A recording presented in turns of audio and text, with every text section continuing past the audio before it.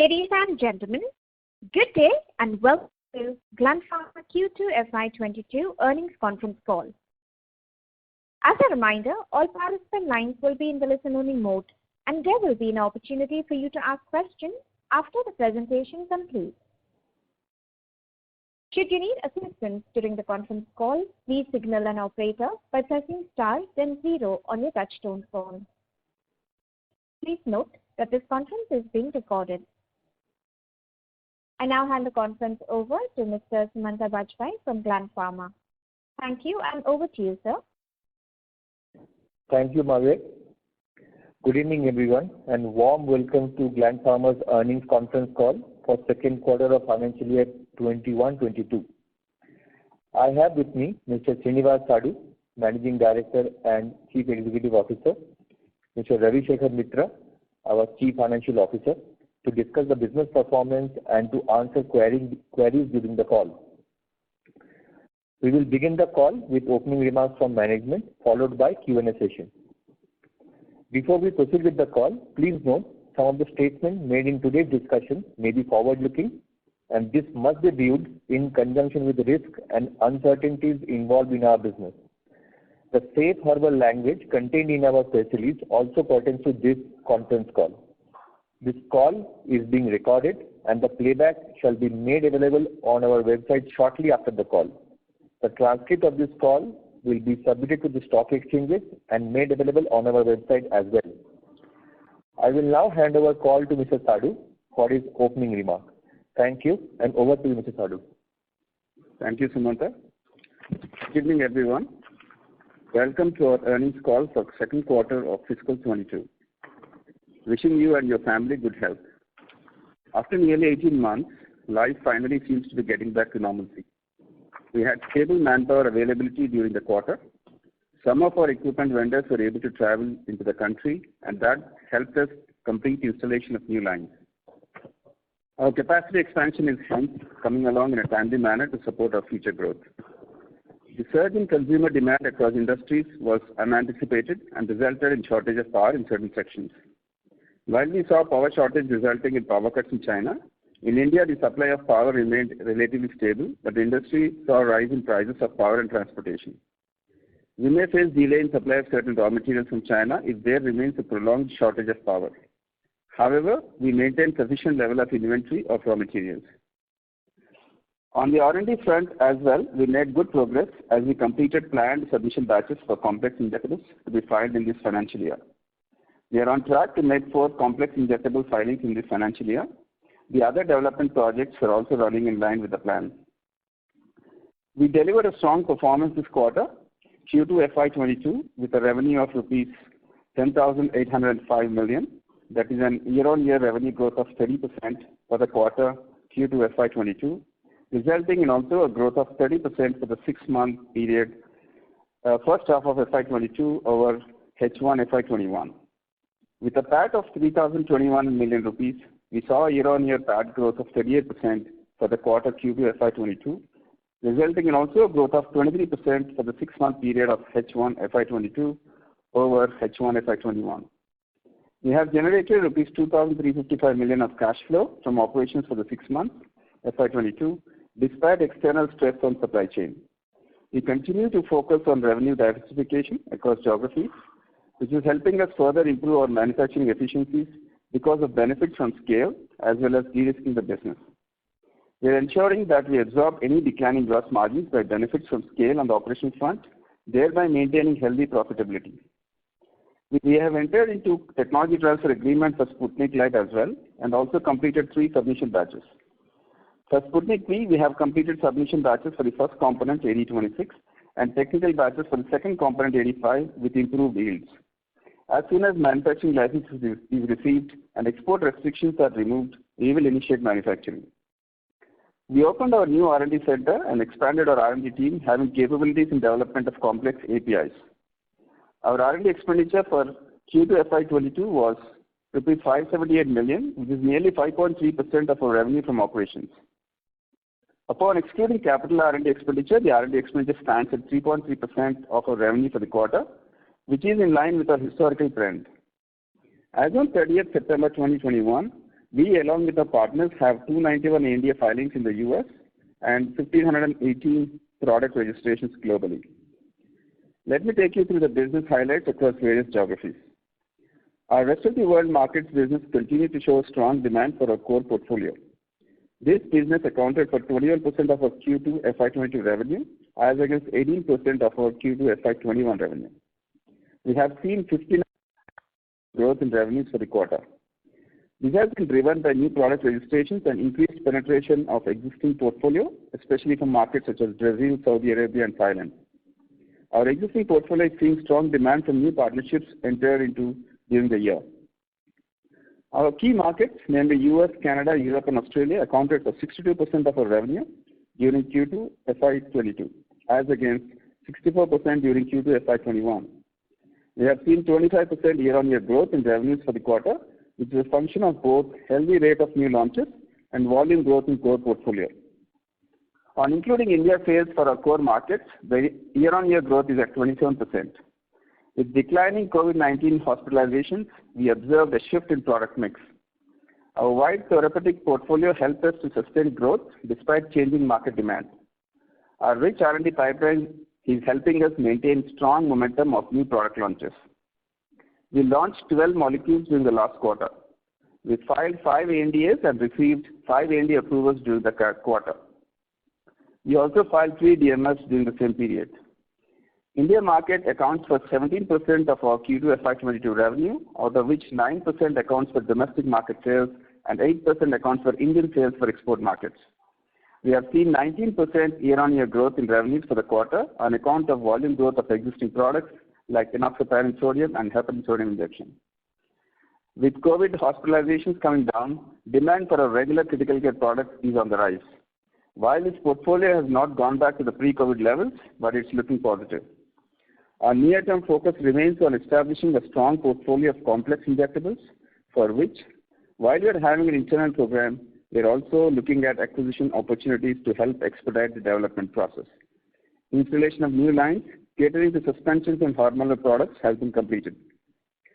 Biosimilar CDMO is the next long-term growth driver we are working towards. While our experience with vaccine collaboration has helped us gain the know-how and accelerated creating facility and technical team, we are also looking at opportunities to collaborate on the biosimilar front to build a pathway to cement our position in the future. On the quality and regulatory front, all our plans continue to remain approved by US FDA. Our customers are conducting audits regularly and our team continues to remain prepared for any audit. We strive to continue delivering strong results for all our stakeholders. I once again wish everyone good health. I now hand over the call to our CFO, Mr. Ravi Mitra, who will share some more insights about our financial performance for the quarter. And thank you very much. Thank you, Mr. Sadu. Good evening, ladies and gentlemen. Thank you very much for attending our second quarter earnings call. Our earnings presentation has been submitted to the stock exchanges and is also available on our website. Let me begin with sharing the financial performance of second quarter and first half of financial year 21-22. Revenue from operations for the Q2 FY22 stood at rupees 10,805 million, a year-on-year increase of 30%.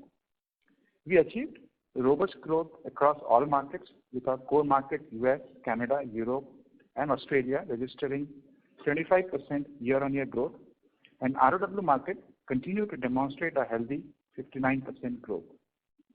The growth in revenue was driven by a mix of new products and growth in existing products.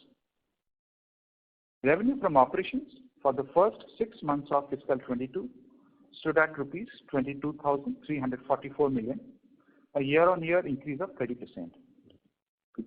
Other income for the second quarter was rupees 512 million, which includes interest deposit of rupees 352 million and foreign exchange gains on operations of rupees 158 million. For the H1 FY22, the other income was rupees 1,130 million, of which interest on fixed deposit was rupees 691 million and foreign exchange gains on operation of rupees 435 million. We have reported an EBITDA of rupees 4,278 million in Q2 FY22 compared to rupees 3,181 million, which is an increase of 35% compared to same period last financial year. EBITDA margin for Q2 FY22 stood at 38% as compared to 37% for the same period of previous financial year. We have managed to improve the EBITDA margin in spite of increase in operating expenses such as power and logistics, primarily due to higher operating leverage achieved on increased capacity utilization. EBITDA for the 6 months ended September 2021 was rupees 9,259 million compared to rupees 7,628 million for the same period last year, a growth of 21%. We have reported EBITDA margin for H1 FY22 at 39%. Our net profit for second quarter was rupees 3,021 million, a growth of 38% compared to Q2 FY21. During the quarter, we have recorded PAT margin of 27%, which is an improvement of 100 bps compared to same quarter previous financial year. During the 6 months period of the current financial year, our PAT was rupees 6,527 million, which is an increase of 23% as compared to last year. To further expand R&D capabilities, we have commissioned our new R&D facility during this quarter, which is located at Pashamylaram. The total R&D expenses for second quarter were rupees 578 million, including the cost of this new R&D center of rupees 211 million and stands at 5.3% of revenue. Excluding this cost of new R&D center, our R&D expense remains at 3.3%, which is in line with our plan. The total R&D expense for the 6 months period were rupees 1,015 million compared to rupees 482 million during the same period of the previous financial year. Our effective tax rate remains at about 25% in second quarter and for the first half of the current fiscal year. Cash flow from operation during 6 months period was rupees 2,355 million. Cash flow from operation has come down this period due to higher receivable and inventory levels. Working capital increased and stood at rupees 20,334 million as on 30th September 2021 as compared to rupees 16,054 million as on 31st March 2021, driven by growth in our business. Average cash conversion cycle stood at 198 days for the 6 months ending September 21 as compared to 180 days of same period last financial year. We have maintained similar range for receivable and payable days compared to previous year, but due to increased inventory, our overall cash conversion cycle has increased. All our planned capex plans are progressing well. Total capex incurred during 6 months of 2021 was rupees 3,286 million, used for increasing capacity at our Pashamylaram and Vizag API facility, our new R&D center at Pashamylaram, our biosimilar and vaccine manufacturing facilities in Hyderabad, and for routine maintenance capex. Our ROCE on ex-cash basis was at 35% on an annualized basis for the 6 months period of this fiscal year. Our fixed assets turnover stood at 3.4 times for H1 FY22, increased from 3.0 times for the same period last full year due to increased capacity utilization. As on September 2021, we had total rupees 29,822 million of cash, which we intend to utilize for the capex plan and to fund our inorganic growth strategies. With this, I would request the moderator to open the lines for questions. Thank you. Thank you very much. We will now begin the question and answer session. Anyone who wishes to ask a question may press star and 1 on the touchtone telephone. If you wish to remove yourself from the question queue, you may press star and 2. Participants are requested to use handsets while asking a question. Anyone who would like to ask a question, please press star and 1 at this time.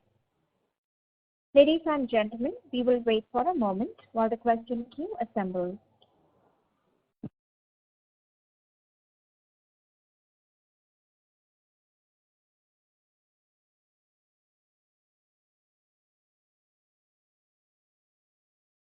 Anyone who would like to ask a question, please press star and 1. The first question is from the line of Kunal from Emkay Global. Please go ahead. Good evening. Thank you for the opportunity. So my first question is on the profit share component. So we are aware that it was somewhere around 8% in FY21. But can you provide some more details in terms of how historically that segment has moved for us for the last 3 to 4 years? Well, come again. So our profit share component. So our profit share component was around 8% of revenue in FY21, but historically, let's say in FY19, FY20, how that has moved? What was the proportion?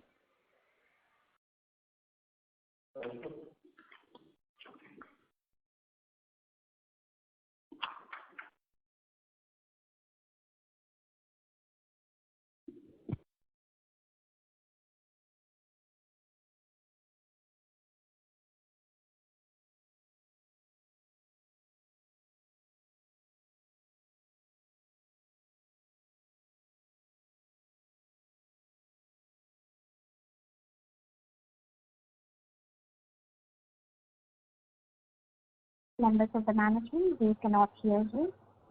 Yeah, it's within the range of 8 to 10%, I would say. Okay, historically. It all depends on how many products gets launched in that particular year normally, and how many are new products which are launched in a certain space. But it normally falls between 8 to 10%. Sure. And is it fair to assume that majority of that gets generated from US and North America? That's correct. Sure. And the last one on that.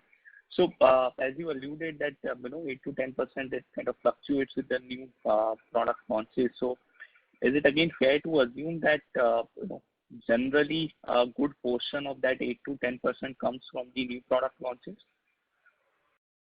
No, even for the new old products also, the profit share component is always there, right? So for the older products, the profit share might go down over the years because of the once the product gets more competition and genericized, but it kind of gets covered by the new launches what we do, where the profit share component is normally high. Sure. Thank you. Thank you. The next question is from the line of Shrey Jain from Iroha Investment Management. Please go ahead. Good evening. Thank you for the opportunity and congratulations to the management for a great set of numbers. I had 2 questions. The first one was I wanted to understand the ROW market has been growing fantastically for the company. Just wanted to hear from you on what is your steady state view in terms of geographical spread. So earlier we had started with about 65-70% of US. Now we are about 54%. Likewise for ROW, we were somewhere in the range of 16 to 20%. Now we are over 30%. So how do you see that in the next 2-3 years going forward? Because of the lower base, you're seeing, I think, the growth rates on a higher percentage. But overall basis, still our core markets is contributing about 61%. And the ROW is contributing about 21%, which is higher than the 18% for the last, if you only compare to the last quarter of the last year. So overall, I think it will stabilize over a certain period of time once the base hits normalcy. And the reason why it's growing faster is, of course, historically we didn't have enough capacities to cater to other markets while we had registrations across the globe. We are focusing more our capacities to the US market and the regulated markets. Now with the new facilities adding up and new lines coming online, we are also expanding our portfolio to other markets. So while we are leveraging the old registrations, we are also the products what we are registering in US, the newer ones have great opportunities in other markets where the margin profile is a little better than the older products. And that's one of the reasons why also it's helping the products to grow in the other markets. Got it. So it's fair to assume that this 59% kind of ROW growth will not continue over a period of time. Any particular range where this would end up stabilizing at? So still, the total as a company revenue, we're looking at ROW to stabilize around 40%. We are still at 21%, right? So there's still a long way to go. At what rate depends on how many products we are able to move from the US, what are getting registered there. But I think our own internally, we are looking at next 4-5 years should get to the level where it should reach to 35-40%. So the growth might vary from a quarter to quarter depending on the approvals of certain products in those markets. Got it. That's clear. My second question was on the movement in working capital. I saw that there was some increase in trade receivable. Is that just a period end adjustment, or is there, if you could give us any color, because last year I think the number was around 46 crore. Now it's around 375 crore. Yeah, it's more to do with the timing of the sales, I would say. If you see the preliminary part of this quarter, the logistics were a little difficult. So the sales happened in the second half of most of the sales happened in the second half of the quarter. One was the availability of the containers and crunch on that side. Also, it was more expensive, so we were waiting for that to a little settle down from the pricing perspective so that it not impact the margins. So most of the receivables are not due yet, but it will stabilize, I think, next quarter because of the delay, I think the late sales that happened, we are seeing this. Got it. Thank you, sir, and all the very best. Thank you. Thank you. The next question is from the line of Tarang Agrawal from Old Bridge Capital. Please go ahead. Hello, sir. Good evening. Just wanted to check, sir, is there an element of seasonality in your core markets business? Not much, I would say. Of course, it depends on the portfolio we have. If you're concentrated on a certain set of portfolio, you will see the seasonality. But we have a breadth of portfolio. So while some of the products sell more during October to December, this time frame may be more effective. But otherwise, it's spread across the year. Because I was just wondering, on a sequential basis, the sales in the core markets have been softer, and I noticed this in the last Q1 to Q2 last year as well. So, I mean, if you see the larger products in anti-infectives, right, like, whether it's micafungin or daptomycin, these are the larger products compared to the other products. And this adds larger revenue to the revenue percentage. That's why you see this. So few products are adding to that number increase. But otherwise, overall, it's okay. But I think some of the products which are contributing more, sells more during October to December and Jan to March, that time frame. That's why you see that bump a little bit. Got it. Thank you, sir. Thank you. The next question is from the line of Achal Phade from Investec India. Please go ahead. Hi, sir. Thank you for the opportunity. The first question was on the complex injectable. Achal, I would request you to please speak on the handset mode. Your audio is not clear. Yeah. Is this better? There's a lot of background noise, sir, but if you can mute yourself while the management gives the answer. Thank you. Yeah. My question was on the complex injectable portfolio. So as it is a area of focus for us, so would want to understand more on what sort of complexity are we talking of here? Like, is going to be the target? Is it going to be the complex API or the formulation or the complexity around the device? So if you can give some color on this. If you look at the total basket, the complexity varies from product to product. Some products, the APIs are difficult, some are formulations. So it's and some are like dosage form itself, and some might need a clinical. So it's a combination of everything. So if you look at our 17 products which we have taken in the first phase, I would say, it falls into 3 or 4 different categories. What we have filed now is complex in APIs and also in characterization and there are products in suspension mode where we also need a bio study. So it's not like one product, one complexity for all the products, but it's a mix of everything. Okay. So, and just to follow up on this, is it time bound? Like, is the strategy more about time to market here, or would we be second, third, fourth player here, but given the shortage, or we are planning to trump on the costing side, what would be the strategy here behind the complex portfolio? I'm sorry, could you repeat that? There's a lot of disturbance. So, like, as other companies are also targeting some of these complex products, wanted to understand, is time to market a strategy here, or would cost or cost would be a focus here, being the low-cost manufacturer and gaining market share? One is, of course, it all depends on the capabilities what every company is looking at. While one is, of course, there's also complexity in manufacturing. There's a complexity in development and the cost as well. So we are also working on internally on certain APIs which are complex. So that kind of gives you an advantage. And you're creating an infrastructure, and these are the products where not too much volumes you could see.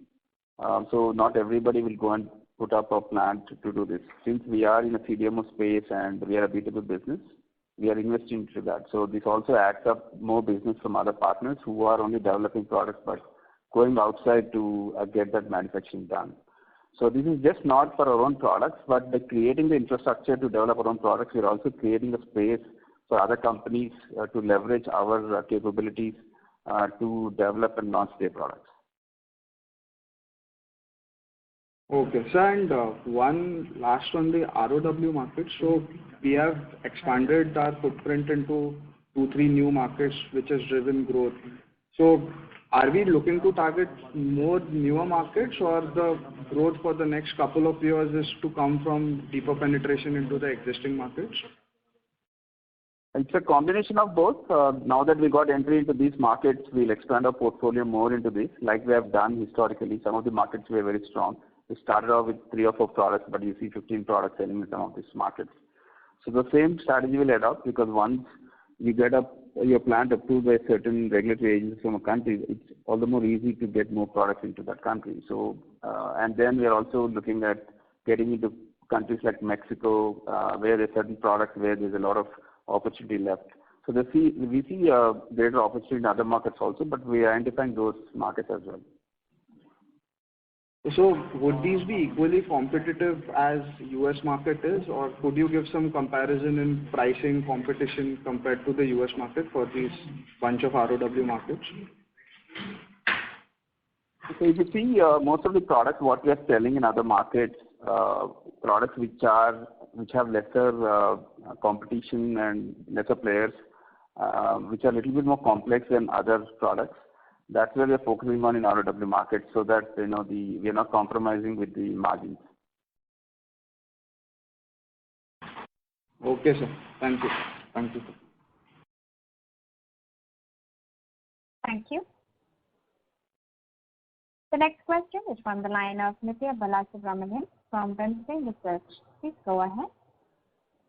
Thank you. So first question is on Sputnik. So did we hear you say that both for AD26 and for AD5, you've actually reached validation scale?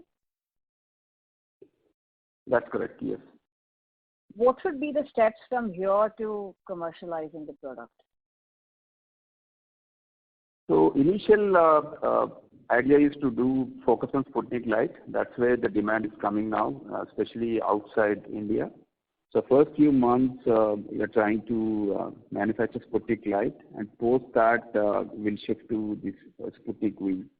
But the two limitations, one is, of course, the export embargo still existing, but they are giving special permission for NOCs once you apply. One of the companies received it. But they're also challenging on the regulatory front. Still, Sputnik Light is not approved in India. Dr. Reddy's is doing clinical trial now, and they're expected to finish off by this month end. So hopefully by November, both in terms of export embargo and clearance on the licensing side should be cleared. So we are estimating November as the month which might give a clearance for exports. That's when we'll start manufacturing. Understood. So if Sputnik Light is what you're going to manufacture first, does the deal still remain the 250 million doses, or are you likely to go beyond that? No, the deal still is a combination of Sputnik V and Sputnik Light. It's the number of doses. Understood. The second one is on the biosimilar or the biologic CDMO opportunity that you were talking about. What sort of capacities do you have in mind? What kind of capacities are you going to create? And if you can tell us a little bit about what do you think is Gland's right to win in this segment? As of now, we are creating capacity of 50 KL capacity is being created at the substance site, which we have actually created for the vaccine, and then it's getting expanded to the CDMO for the biosimilar space. And that we'll start with.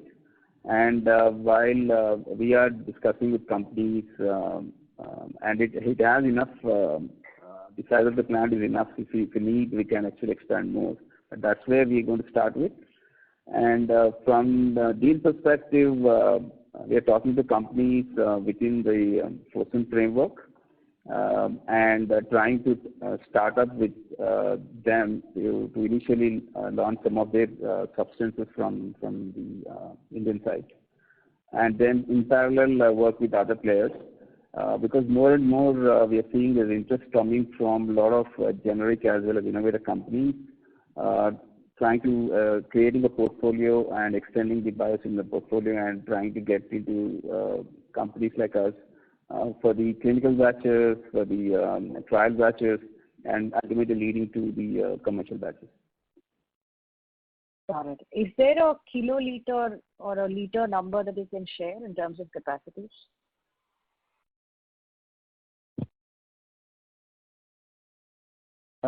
So the capacity what we're creating is about 60 KL. That's what we said. Is that the question? Okay. Yeah. Yeah, no, that's helpful. So I was wondering if there are plans to expand it, but that's where I'm assuming that's where you'll start and then see. Yeah. Then expand later. Yeah. Mm-hmm. Thank you so much. All the best. Thank you. Thank you. Thank you. The next question is from the line of Tushar Manudhane from Motilal Oswal Financial Services. Please go ahead. Yeah, thanks for the opportunity. Sir, on the core market side, for the past 6 months, we have launched almost 24 molecules. But on the quarter-on-quarter basis, we do see some reduction in the sales. So if you could throw some light there. So it all depends on the size of the molecules what you have launched. If you see last year, the big product got launched. So you're comparing with product like micafungin and daptomycin with the big products, which was one of the leading products for us. We got launched that last year and the previous to that. So you're comparing with those where the products what we launched now are the smaller versions. That's one. Second, we can't really go with this 21 and now because of complete different way the portfolio has worked. So once the complete shift happens, still 100%. The post-COVID, I don't think has happened 100%. The shift to the therapeutic portfolio. So once that happens, then we'll see a difference in terms of the revenue breakup between the molecules. So you're still seeing some traction on account of COVID, which probably may, assuming that now that the cases reduces, so it would die down in the coming quarter? Yeah, we're already seeing that. It's moving. Next quarter we're seeing actually most of the products which we were selling pre-COVID are coming back, and the COVID-related drugs which we sold in the first quarter, especially in the rest of the world market, it's not coming. And also in the US, it's gone away. So I would say we are at 70% level in terms of most of the portfolio. Currently, what we're seeing the coming quarter as compared to the last few quarters. Got it. So just secondly on this, any update on US FDA inspection? Given that we do have good number of products in the pipeline which are under shortage, so that kind of should have triggered US FDA inspection. We have not heard anything from them yet. Our inspection was in September of 19. What we are seeing, they are visiting the sites. What we also hear is they are visiting sites where they have earlier issues or under warning letter, or visiting sites where they have a PAI. So since our sites are already approved and most of the lines are already approved, maybe we have not heard from them, but it's part of life, right? I mean, so as being a FDA approved plant, so we're geared up for that, and whenever we hear, we have to face it. Got it. And just lastly, if you could just explain this R&D capitalization for the quarter. Yeah. So just to clarify, Tushar, that we don't capitalize any revenue expense. In this quarter we have opened a new R&D center, and post commissioning with the building and the equipment, everything which was sitting in CWIP has now moved into fixed asset, and that is the amount 211 million. But other than that, our R&D expense on the revenue is similar to what our plan in earlier quarters, which is around 3.5 to 4%. Got you. So this again, so which effectively means this is more also kind of a one-time impact. Yeah, this is one time. Once now the equipment and R&D building, the new center has been capitalized, so it will not be again coming. Got it. Thank you. That's it from me. Thank you. The next question is from the line of Fiona Chan from Buena Vista Fund Management. Please go ahead. Hello, good evening, and thank you for the opportunity. My first question is, I think last quarter you mentioned many of your U.S. customers were facing high inventory levels due to stockpiling and lower elective procedures. I wanted to check, how are your customers' inventory levels now, and have there been changes in customer ordering patterns since COVID? Thank you.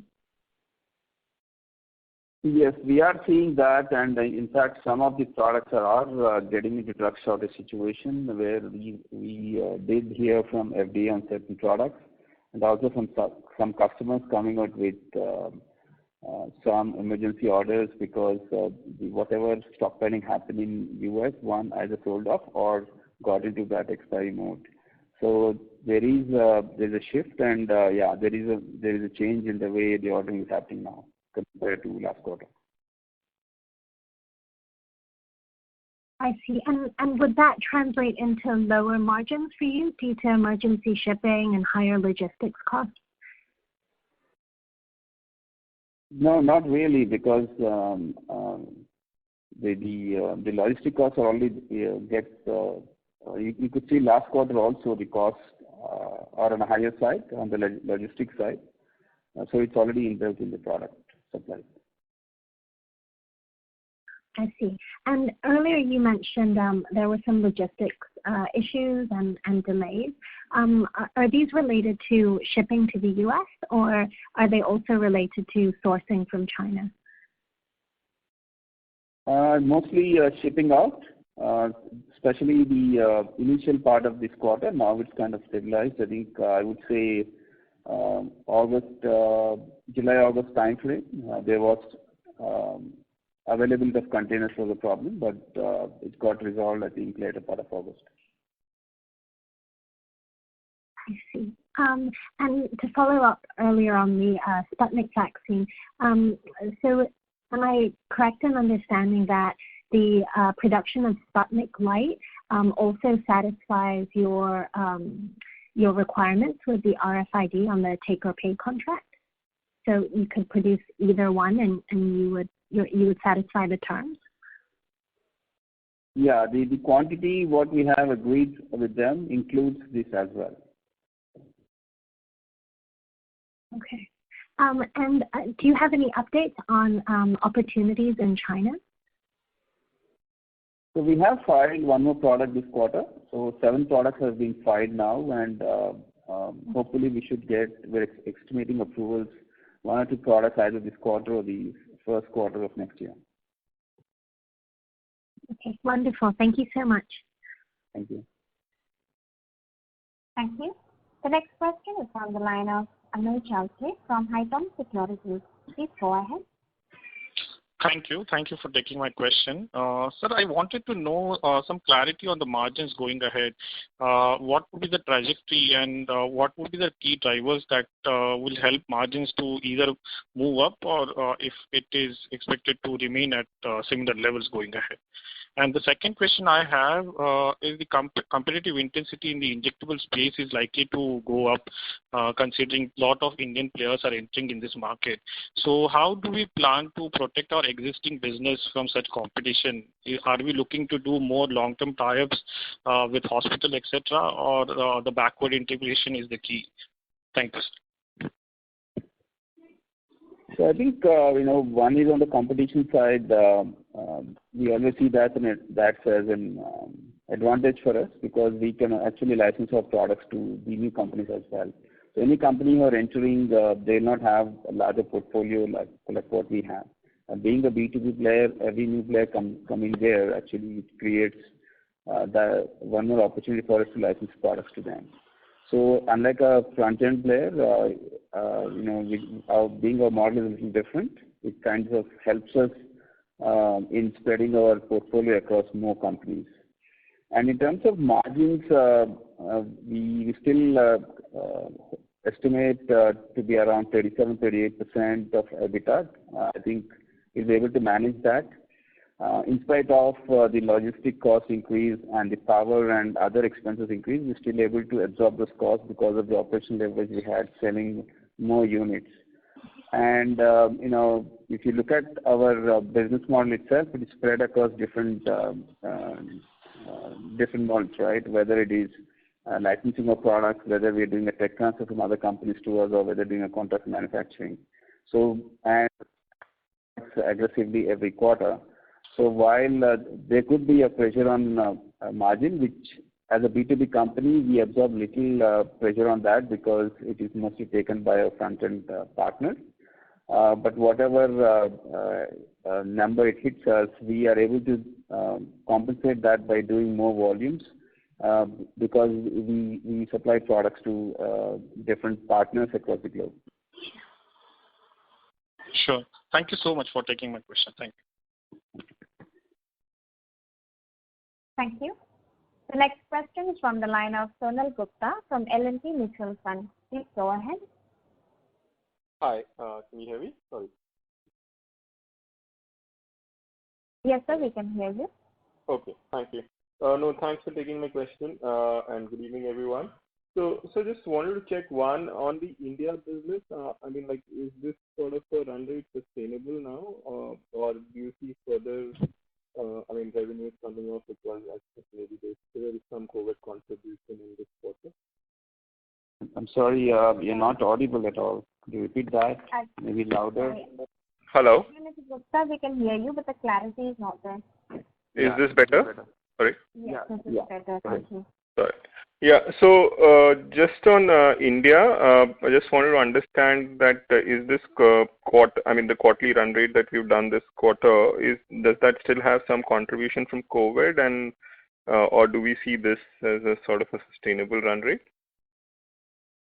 No, there's no COVID sale at all in Indian business. If you see our Indian business, right, it's a combination of our own sale to the front-end business in India. And it also has a component what goes to the US through Indian partners. So if you specifically look at the Indian business, what we're selling in Indian market, it kind of settled down to the previous growth rates. Got it. So ideally, you're saying that the 8%, I think, should be actually counted as a part of US sales, right? That's correct. That's correct. Okay. And just again on ROW, you did mention last call also there's some contribution from COVID-related products as well, but we're seeing that the sales are sustaining at that level. So should we assume that this is sort of that COVID should not really negatively impact this going forward? No, even other markets, like I said, while during COVID we started supplying some COVID-related products. The ministries have actually opened our product portfolio. They registered other products as well, and actually we started supplying other products which are sold in normal course of time. So in that way, it also helped us to pushing some of our products into the markets where we never sold any products. Got it. And just on like last quarter, you mentioned about enoxaparin contracts in the US. So have those started and have those ramped up in this quarter, or do you see further ramp up? You'll be seeing from October to December the major ramp up happening from the next quarter. So this quarter, it's not been, that meaningful? I mean, just trying to understand. No, not that meaningful. Okay. And just lastly, I mean, your comment on gross margin, I mean, like you mentioned that you're offsetting it with operating leverage, but just trying to understand, so this gross margin pressure is, and the raw material cost pressure is more a function of product mix, or it's, across markets, or is it a function of increased raw material cost? Or, just trying to understand what is the reason for gross margins, like raw material costs going up further. So our gross margin concept is a little different than other companies, right? Because if you see our gross margin, it's a combination of our own product sales, the combination of contract manufacturing, and the combination of the tech transfer. And if you see my gross margin on a quarterly basis, it changes depending on the mix I sell. If I sell more of contract manufacturing, if I do more of contract manufacturing business, it's 100% gross margin because we don't build the materials. So if I do more of that, then suddenly my gross margin looks very high. And my tech transfer, again, some are pass-through and some are not pass-through. So it all depends on the mix of that and also mix of markets I sell my products. So it's not a like-to-like situation like other companies where they sell their own product directly in the market where the gross margin is, excluding the materials. For us, because of our business model, it's not a right indicator of the price pressure and the cost involved in it. But there is a increase in logistic cost. It contributes to, now I'm talking about the EBITDA level, probably around 1% might have been better off if the logistic cost was not as high as it was in the last quarter. So there was an impact of 1% at the EBITDA level because of the logistic cost. But for the input materials, we didn't see much difference. If you look at from our purchases, especially from the API front, only 30% of our materials are imported, 30-40%, and there's no big difference on the cost of those materials. So from a material perspective, we didn't have much impact. Its only impact was from logistics and power and the diesel. I think that's what has contributed to the impact, and that's about 0.8% to 1% at the EBITDA level. Got it. Great, sir. Thank you so much for that detailed explanation. Thanks a lot. Thank you. The next question is from the line of Susmit Patodia from Motilal Oswal AMC. Please go ahead. Yeah, hi, good evening. My first question, while you alluded to it at the beginning, your operating cash flow conversion is about 35% for the first half, and the historical average has been about 70%. So, would we reach to 70% by the end of the year as well, or is this year going to be a little different? Yeah, so a couple of factors for that. One is that what we were discussing that there were logistics challenges in the first half of this quarter, which kind of pushed down the sale to later months of this quarter. That's why receivable has got increased. There's no overdue or anything, but it's just that the timing of it. The other is the inventory, where we have been restocking, considering the planned launches we have, and as well as the new enoxaparin contract. So once that starts, inventory shipped to the customers, that is expected to go down. And by the end of the year, we expect that to come back to our normal operating level of working capital.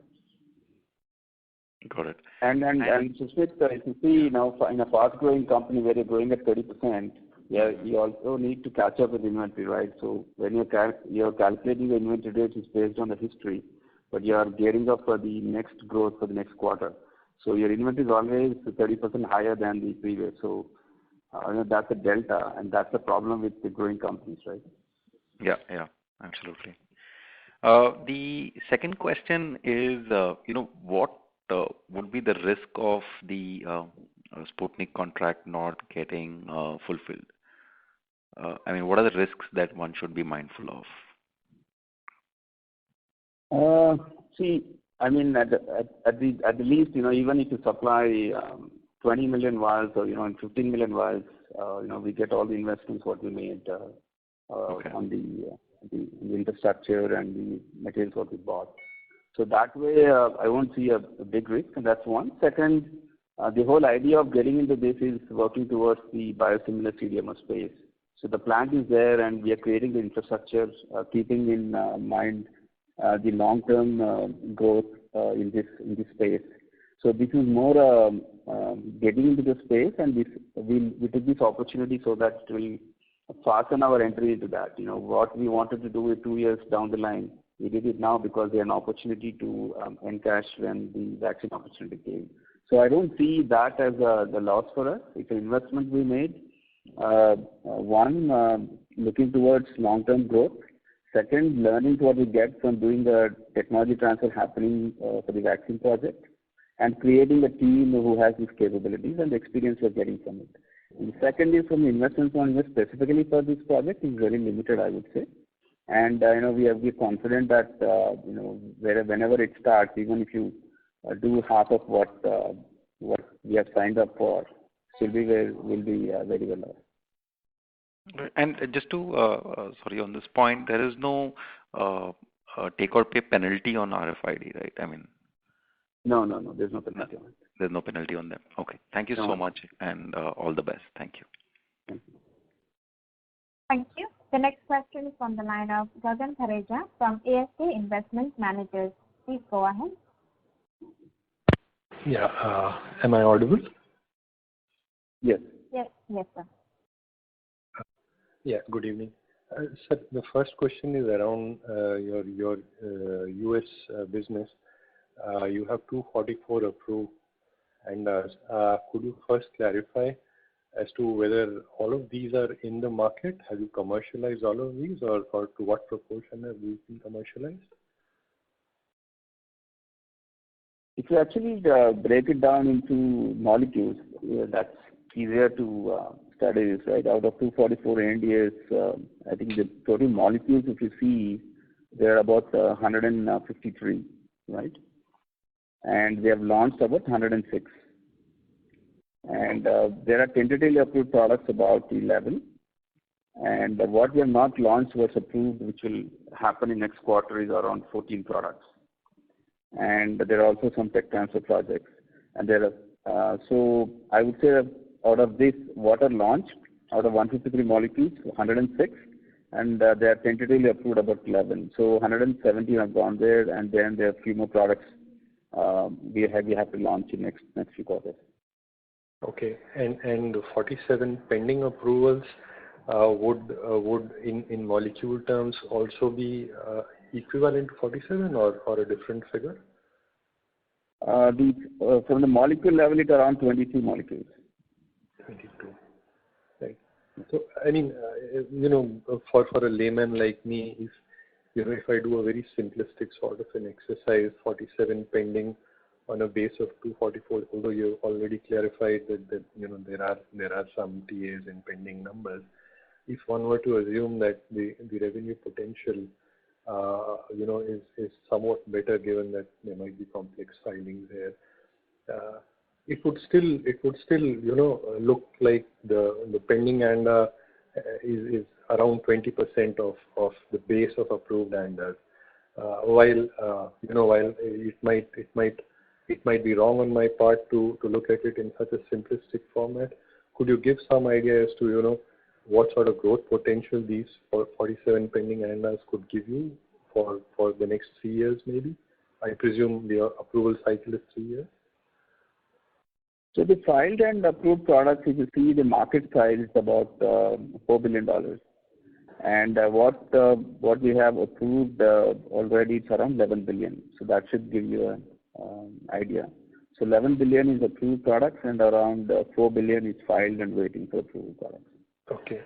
And would it also be reasonable to assume that these products have, from a competitive standpoint, because they are relatively more complex, market formation would be more in your favor, and revenue potential per ANDA could be better? Yeah. So if you see around $11 billion what we have approved, out of which about $3.5 billion is still tentatively approved or not even launched. So we're waiting for either the product is settled and have a particular product launch date, or waiting for the patent expiry. Okay. So I can't really comment on how difficult are these and how many players will be there, because like someone was saying, so many players are coming into the space, so I can't really tell who has filed what. Right. But again, these products, we have a breadth of portfolio, and we've been in this for long. So hopefully, we should continue the growth and margins what we're showing now.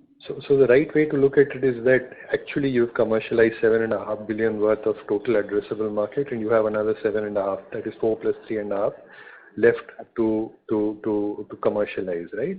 Am I correct in that surmise? And this could happen over what time frame? Probably 3 years probably. Okay, 3 to 4 years. Right. All right. And again, if you see the approval timelines, currently it's faster. If you see a year ago, if you look at our pending list, it was very high. And we're getting many product approvals in 9 months to 1 year. As we speak, we got one yesterday. So it could be faster also, because so now we are doing a catch up to file those products, and that's where our efforts have gone. When you're saying you have created this additional R&D center and creating additional team, is to even catch up with the approval speed with which FDA is giving now. So historically we've been looking at 20 to 24 filings. Now we're seeing how to increase this, increase 40-50%, so that you'll get more approvals in a quicker time. Okay.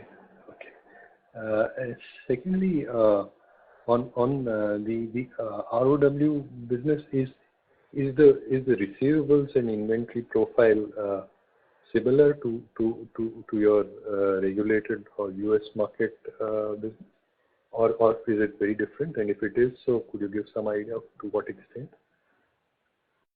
So the receivable time is little longer than the US. I think it's around 120 days. It's around 120. Yeah. 120 days. 60 to 80 of compared to 60 to 80 of the regulated market. But in terms of the payment receipts and all that, the companies whom we are entering the contracts are mostly, Mylan sells our products in some countries, Fresenius sells in some countries. So we're looking at extending those relationships to other markets, so that one is relationship with those companies will grow, other is the business is more standard than one-off thing.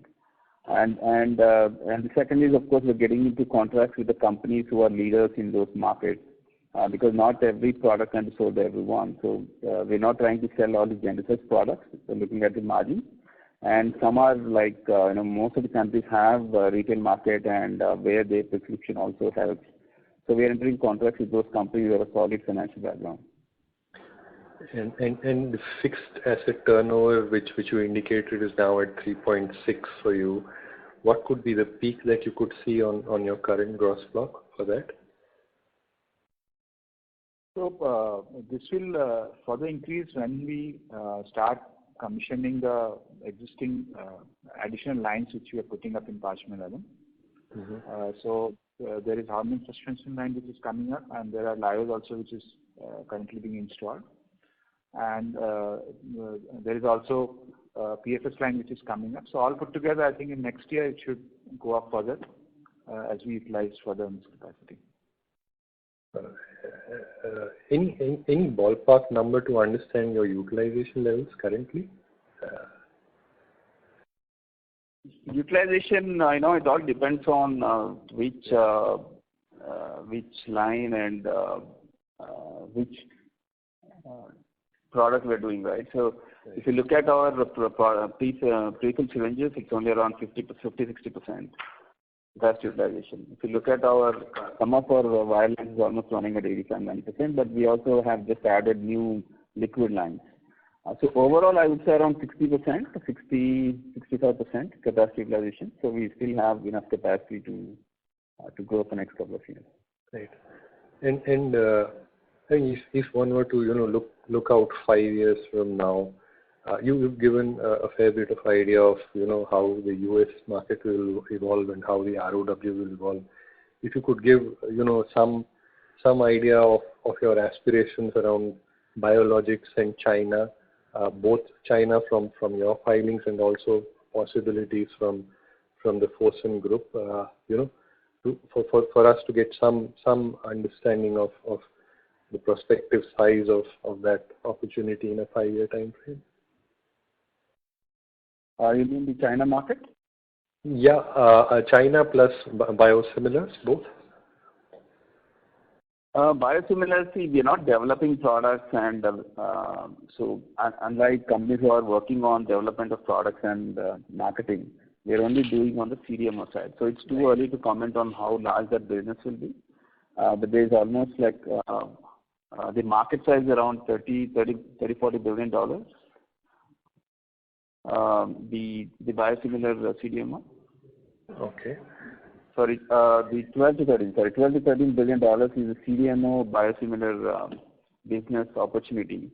So that's where we are entering in. We are not into developing products and licensing those products yet. So we want to work with companies who are looking at leveraging our substance and finished capabilities. But from the China angle, I think we are coming out, continuously coming with a portfolio, and the target is in 4 to 5 years, we want to have at least 10% of our revenue coming from that market. Right. And China, the business economics would be quite comparable to what you currently have in terms of margins. The selection of products is that way. We are looking at company products which are completely innovative kind of products in those markets, not the normal products. So the selection is happening like that, and the margin profile is far better than any other market. Okay. And the biosimilars capacity you indicated is around 60 kiloliters. I understand, everything is down to product selection and your contracts on CDMO. But could you give us some sort of a very baseline understanding of what that translates into from a possible revenue potential? I'm not asking for a fixed number, but maybe a band, within which we could understand at optimal utilization, what sort of potential that 60 kiloliter capacity has. Again, it's very difficult to tell. It all depends on which customer, which product, and how much utilization they take. It's completely any number I say is not real. So why say a number? So if I flip the question and say, if you could give me the idea of what's the investment that's gone in and what sort of is the fixed asset turn on that investment going to be very different from what you have, or materially different, or comparable to what you have? Give me a second.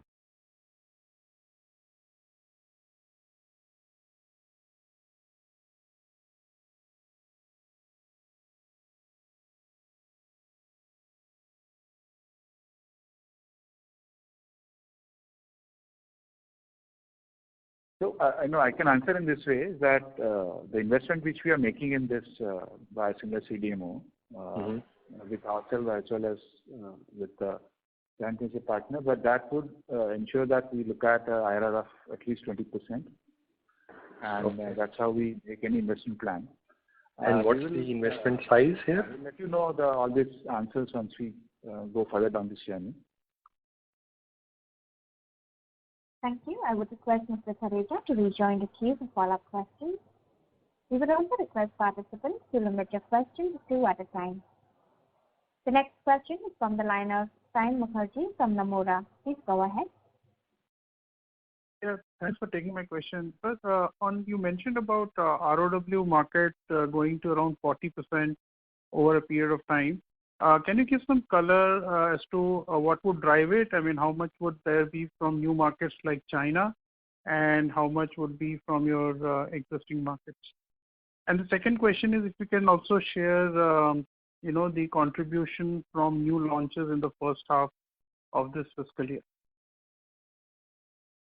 Yeah, for China, we're looking at 10% of the revenue contribution in coming years, and then the rest 30% from the other markets. Try to give a breakup. That's what we're looking at. And in terms of contribution of launches, it's around 9%. 9% of your H1. 7% of the revenue came from new launches in the first half. Okay. So just one more question. You mentioned 8 to 10% is the profit share. I mean, firstly, is it the same number for this half also? I mean, the first half also? And is there any concentration risk there, half of the profit share coming from one product or something like that, if you want to call that out?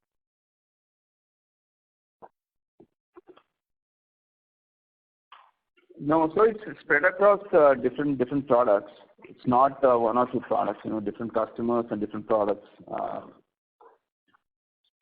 And it's around, percentage-wise, this quarter it's around 8%. 8%, okay.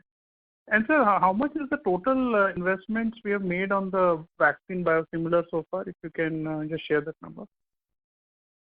Yeah, so far the plan is to invest 300 crores, and we have made up to now about 230 crores. Balance is up to September. Balance is being made in this month. Okay. Thank you, sir. I'll just stand back. Thank you. Thank you. The next question is from the line of Vishal Manchanda from Nirmal Bang Institutional Equities. Please go ahead. Thanks for the opportunity. With respect to the complex injectable filings that you intend to do for hormonal product complex peptide, could you share whether these products are patent expired and if yes, if there is existing players which have approval for the same products? You're referring to the 4 products you're filing?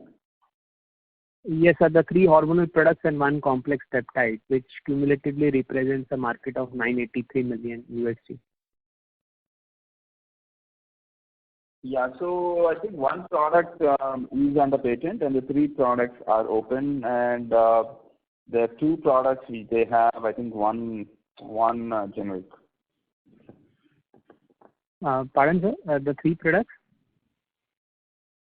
No, out of the 3 products, 2 have genericized, so I think 1 player is there for these 2 products. Got it. Thank you. That's all. Thank you. Ladies and gentlemen, due to time constraints, that was the last question for today. On behalf of Gland Pharma, that concludes this conference. Thank you for joining us, and you may now disconnect your line.